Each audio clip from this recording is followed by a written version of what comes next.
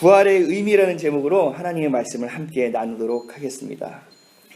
오늘은 예수님이 조롱과 멸시 그리고 천대를 받고 십자가에 달려 죽으시고 3일 만에 부활하신 바로 그날입니다.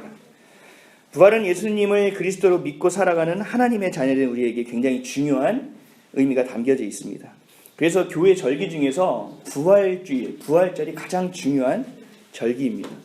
오늘 부활주일을 맞이하면서 예수님이 당하신 고난과 죽으시고 부활하심을 묵상하며 제가 생각한 것들이 좀 많이 있었습니다. 하나님은 부활을 통해 우리에게 말씀하시고자 하셨던 것이 과연 무엇일까요? 많이 생각해 보셨습니까? 물론 가장 큰 이유는 스스로 제물이 되어 주시고 채찍에 맞으시고 피 흘려 죽으시고 우리 모두의 죄를, 아픔을, 슬픔을, 질병까지 모두 짊어지셔서 해결해 주셨다는 것이 가장 큰 우리에게 부활의 의미일 것입니다. 또 하나는 우리가 살아갈 때 죄만큼은 스스로 해결할 수가 없는데 예수님이 죽으심을 통하고 그 피 흘리심을 통해서 그 문제가 말끔히 해결된 것입니다. 하나님이 우리가 죄를 지음으로 말미암아 하나님과 단절되고 깨어진 그 관계를 예수님이 피 흘려 죽으심을 통하여 연결해 주신 중보자의 역할을 해주셨기 때문에 성령이 우리에게 임하시고 우리가 날마다 시도 때도 없이 심지어 누워서 기도해도 하나님 우리의 기도를 들어주시는 그 은혜가 있다라는 것입니다. 이러한 가장 큰 의미들은 우리가 잘 알고 있습니다. 그렇죠? 그리고 하나님이 올라가셔서 우편에 앉아 계시다가 다시 오시는 그날, 재림하는 그날 우리에게 영원한 생명을 주신다는 것도 부활의 또 다른 약속이기도 합니다. 이러한 부활의 내용은 교회를 다니는 성도라면 누구나 다 어느 정도는 알고 있는 내용일 것입니다. 그래서 부활은 우리에게 가장 큰 은혜입니다. 죽을 수밖에 없는 우리가 영원한 삶을 누릴 수 있게 해주신 굉장히 귀한 사건이기 때문입니다. 근데 저는 이걸 묵상하다가 한 가지 의문이 생겼습니다.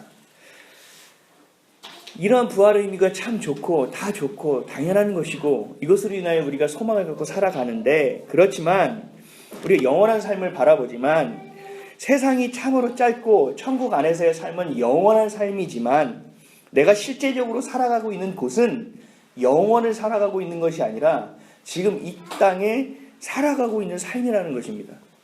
물론 야고보서 4장 14절에 이렇게 말씀하십니다. 내일 일을 너희가 알지 못하는도다.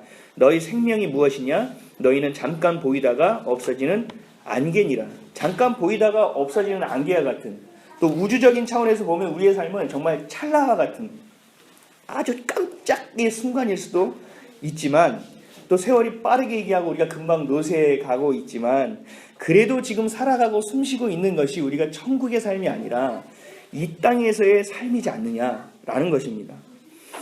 예수님은 30년의 세월을 이 땅에서 살아가심으로 우리의 질고 생로병사 먹고 살아가는 문제를 누구보다 잘 이해하고 계시는 분이라는 거예요. 그럼에도 불구하고 우리가 하늘만 바라보고 살기를 원하실까? 천국 소망만 갖고 우리가 살아갈 수가 있을까? 아는데 제가 묵상을 해봤다는 사실입니다. 참으로 짧고 덧없는 삶이지만 이 땅에서 살아가는 것을 통해서 하나님의 백성이 되고 하나님의 백성이 아닌 것이 결정되는 중요한 포인트가 있는 것이 아니냐. 다시 말해서 천국행 티켓을 따느냐, 가질 수 있느냐, 받지 못하느냐도 덧없지만 짧지만 찰나지만 이 땅에서 이루어지는 것이 아니냐라는 것입니다. 그래서 우리가 천국을 보고 영혼을 바라보는 소망을 품는 삶을 살아가지만 이 땅에서의 삶도 굉장히 중요한 의미를 가지고 있다는 것입니다. 그래서 하나님은 이 부활을 통해서 우리에게 어떤 의미를 주셨을까라고 우리가 고민해봐야 되고 묵상해봐야 될 필요성이 있다는 사실입니다. 요한 3서 2절 말씀에 사랑하는 자여 내 영혼이 잘됨같이 내가 범사에 잘되고 강건하기를 내가 간구하노라 라고 말씀하십니다. 영혼이 잘되는 것이 굉장히 중요하다고 말씀하시는 동시에 그 다음에 범사가 잘되는 것에 대해서 언급하셨다라는 거예요.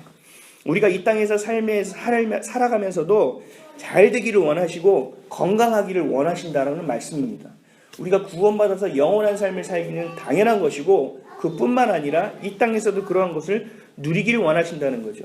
간과하고 계시지 않다라는 거예요. 일방적으로 천국 소망만 가지라고 말씀하시는 것이 아니라는 것입니다. 우리가 가장 중요한 믿음과 소망과 사랑도 이 땅 위에서 먼저 이루어지는 것입니다. 그래서 그러한 것들을 우리가 중요하게 여겨야 된다는 사실이죠. 그러나 이 땅이 전부가 아니라는 것도 또 말씀하고 계신다는 거죠. 이 땅이 전부라면 우린 정말 엄청나게 손해보고 살아가는 겁니다. 그렇죠? 남들이 잘 시간에 우리 기도해야 되죠. 그렇죠? 남들이 모을 때 우린 나눠줘야 되죠. 경쟁과 치열함 속에서 온갖 잡다한 악이 난무하는 곳에서 우리는 선으로 삶을 싸워서 이겨야 됩니다. 그렇죠? 이 땅 가운데 이 땅이 전부라면 우리는 정말로 손해보는 삶을 살아가고 있다는 건 잘못된 선택의 삶을 살고 있다는 거죠. 부활이 없다면 우리는 손해보는 삶을 살아가게 된다는 것입니다. 세상 사람들처럼 즐기건 또 즐기건 즐기면서 또 제약받지 않는 삶을 살 수 있다는 거죠. 오늘 본문의 내용이 바로 그것입니다. 이 세상이 전부가 아니라고 확증하는 것이 바로 부활의 표식이라는 거예요. 부활이라는 것을 주셨다는 거예요. 이 땅도 중요하지만 이 땅이 전부가 아니라는 것을 분명히 말씀하신 것이 바로 부활이라는 것입니다. 또 그 동시에 이 땅에서의 삶이 부활을 위한 전제 조건이 되어야 되기 때문에 이 땅의 삶도 전부가 될 수 있다라고 말씀하시는 것이 바로 부활이라는 것입니다. 그래서 이러한 부활은 이 세상을 살아가는 또 이 땅을 살아가는 우리와 아주 긴밀한 관계가 있습니다. 이러한 내용을 토대로 오늘 하나님의 말씀 함께 나누도록 하겠습니다. 첫째, 부활은 멀리 있는 이야기도 다른 사람의 이야기도 아닌 내게 중요한 사건입니다. 아담으로 인해 원죄가 우리에게 임했습니다. 그래서 갓난아이가 태어나도 죄가 있습니다. 그것을 원죄라고 합니다. 그리고 우리가 선택하여 지은 죄를 자범죄라고 합니다. 그래서 인간은 자범죄가 없을 수도 없지만 만약에 자범죄가 없다고 하더라도 아담으로 인하여 원죄가 우리에게 주어졌기 때문에 우리는 죄를 가지고 있는 사람이다. 죄성을 이미 가지고 있는 사람이다라는 겁니다. 그 아담으로 인하여 그 들어왔던 죄가 예수님의 부활하심으로 인하여 예수님의 한 분이 부활하심으로 인하여 우리에게도 그 부활이 임했다라는 거예요. 아담으로 들어왔던 그 원죄가 예수님으로 인하여 다 씻겨질 수 있다라는 겁니다. 그게 오늘 본문 이야기인데 20절에서 22절 말씀 제가 다시 한번 읽어볼게요. 그러나 이제 그리스도께서 죽은 자 가운데서 다시 살아나사 잠자는 자들의 첫 열매가 되셨도다. 사망이 한 사람으로 말미암았으니 죽은 자의 부활도 한 사람으로 말미암는도다. 아담 안에서 모든 사람이 죽은 것 같이 그리스도 안에서 모든 사람이 삶을 얻으리라. 아멘. 아담의 죄로 인하여 우리에게 죄가 들어오고 그 죄성으로 인하여 우리가 매일매일 힘겹게 살아가고 매일매일 회개하지 않을 수 없는 삶을 살아야게 된 우리에게, 그래서 우리가 죽을 수밖에 없는 우리에게 부활을 통하여 생명을 주셨다라는 것입니다. 예수님을 믿기만 하면 그와 같이 우리도 부활하게 된다는 것을 말씀하고 계신다는 거예요. 그래서 이 부활은 먼 곳에 있는 이야기가 아니라는 것입니다. 그리고 또 이 부활이 바로 우리가 살아가는 삶의 신앙생활에서 가장 중요한 목적이 되어야 되고 가장 큰 목적이 되어야 된다는 사실입니다. 부활을 향한 삶이 되어야 된다는 것입니다. 사람들은 이것을 알매도 불구하고 부활하게 됨을 믿으면서도 이 세상이 전부라며 생각하며 살아가는 사람이 많다라는 겁니다. 사람들이 교회에 다니잖아요. 천국 소망을 가졌다 그러잖아요. 부활신앙을 가졌다고 하잖아요. 그런데 욕심을 부린다는 거죠. 이 땅을 사야 되고 또 이 교회를 저기에 꼭 세워야 되고 이 부분은 우리 교회가 해야 되고 이만큼 헌금이 거쳐야 되고, 천국 소망을 가지고 있음에도 불구하고 우리가 따라 살아가는 곳이 바로 이 땅이기 때문에 자유로울 수 없다라는 것입니다. 예수님을 믿는 사람들조차도 그런 천국 소망을 가지고 이 마음 가운데 살고 신앙생활에 적용하고 살아가는 사람들이 많지 않다라는 사실입니다. 마치 직장 생활을 하면 그렇잖아요. 주인의식을 가져야 된다. 그래서 이 회사가 내가 사장이다라는 마음을 가지고 아이디어도 내고 잠도 포기하고 기획하고 아침 일찍 출근하고 밤늦게 퇴근하고 주인의식을 갖고 살아가는데, 신기한 게 사람이 그러다 보면 주인의식이 아니고요, 변질돼서 자기가 주인으로 착각하는 사람들이 굉장히 많아집니다. 그래서 조직 생활에서 사람들하고 녹아들어가지 못하고 이질감을 느끼게 되고 주변 사람들이 이 사람을 굉장히 싫어하게 돼요. 그래서 나중에는 조직에서도 이 사람을 싫어해서 이 사람은 나중에 내가 뭘 위해서 살아갔지? 라고 생각하는 그런 삶이 되어버린다는 사실입니다. 권위라는 것도 마찬가지입니다. 리더에게 주어지는 것은 권위죠. 많은 사람들을 통솔하는 사람에게 주는 것이 권위입니다. 근데 정말 잘 생각해야 될 것이 따르는 사람이 없다면 이 권위는 의미가 없는 겁니다. 따르는 사람이 없다면 내가 리더가 될 수 없는 것입니다. 그래서 다른 사람이 준 권위라고 생각하고 권위를 잘 사용해야지 하고 잘 살아가지만 사람이 죄의 성이 있기 때문에 이 권위가 가다 보면 권력이 되어버립니다. 그래서 이 권력이 들어간 사람은 권위주의적 사고와 행동을 하게 되는 거죠. 자기가 이 주인인 양 행세하게 되는 것이죠. 그 권위를 내가 쟁취한 것으로 착각하게 된다는 거예요. 우리도 그렇게 될 수 있다는 겁니다. 천국 소망을 갖고 부활 신앙을 갖고 살아가면서 이 땅이 굉장히 중요하구나. 그래, 이 땅에서 충실하게 살아야지. 이 땅에서 주어진 것들 가운데 부지런히 살아야지. 이 땅에서 주어진 것들을 바라보고 살아야지. 목표를 정해야지. 저기까지 올라가야지. 저만큼 해야지 하면서 열심을 다하여 살아가는 건 좋은데 인간 안에 항상 죄성이라는 것이 있기 때문에 이것을 하고 가다가 보면 천국 소망 부활 신앙이라는 것이 멀리 있는 이야기처럼 느껴진다라는 거예요. 그래서 내가 젊고 한창 활동할 때는 부활이 뭔지 그런 거 관계없이 그냥 열정적으로 살아간다는 사실입니다. 그러다가 나이가 들고 이제 천국에 갈 시간이 가까울수록 다시 이것으로 다가가는 모습이 우리의 연약한 모습이라는 것입니다. 이것이 내 삶에 있어서 굉장히 중요한 거라는 거죠. 멀리 있는 내용이 아니라는 겁니다. 지금도 진행되고 있는 사건이라는 거, 이 부활이라는 것이 내 신앙생활에 내 삶에 적용되어 매일매일 내가 부활을 의식하고 살아가고 내가 그러한 신앙을 가지고 살아가지 않는다면 나도 모르게 그렇게 되어버린다는 것입니다. 제가 어제 돌잔치에 가서 가장 많이 들은 이야기가 있습니다. 힘들지. 도대체 어떻게 살아? 그러면서 아내한테 고마워하고 아내가 얼마나 고생이 많겠냐고. 그 가는 데마다 듣는데 어제 돌잔치에는 정말 얘기를 많이 들었습니다. 그래서 제가 집에 오면서 운전하면서 생각해요. 내가 그렇게 힘든가? 내가 뭐가 그렇게 힘들지? 라고, 물론 제 안에는 저보다 더 힘든 부분이 많이 있겠지만 제가 생각할 때 내가 뭐가 그렇게 힘들까? 난 나중에 하나님 앞에 칭찬받는 삶을 살려고 사는 것이 전부인데 내가 그렇게 사는 게 힘들어 보였나? 내 피부가 좀 안 좋아졌나? 그런 생각을 다 했습니다. 개척교회 하면 다들 이렇게 힘들게 생각하는구나. 그 이유가 뭐냐면 삶이 어려운 거구나. 무엇을 가지고 먹고 살아갈까라는 생각을 하기 때문에 힘들다고 얘기하는 거라는 거죠. 물론 그 말이 틀린 건 아니죠. 근데 그 상위 개념에 무엇이 있냐면 천국이라는 것이 있다라는 겁니다. 부활이라는 것이 있다라는 겁니다. 그래서 제가 이번 주에 3층에 권사님 내려오셔서 저랑 라면을 끓여 먹으면서 부활에 대한 이야기를 했어요. 자녀 교육은 어떻게 시키냐? 어떻게 바꿔놓고 사냐? 그래서 제가 이런 부활 신앙의 얘기를 했더니 목사님 미안합니다. 내가 이렇게 신앙이 짧습니다. 하나님 목사님을 책임져 주실 텐데 내가 또 세상적인 생각을 했군요. 목사님 미안합니다. 그리고 올라가셨어요.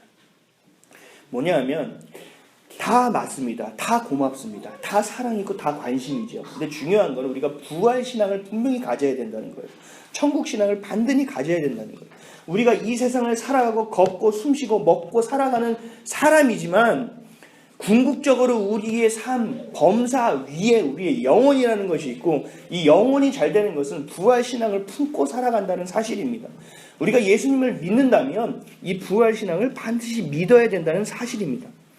이 천국 소망을 잊지 않고 부활이라는 삶의 방향을 잃지 않으면서 이 땅 가운데 형통한 삶을 살아가시는 저와 여러분 되시기를 주님의 이름으로 축원드립니다. 아멘. 두 번째로 부활이 없다면 우리의 믿음은 헛것이 되어버립니다. 본문을 13절 14절 말씀 제가 한번 읽어볼게요.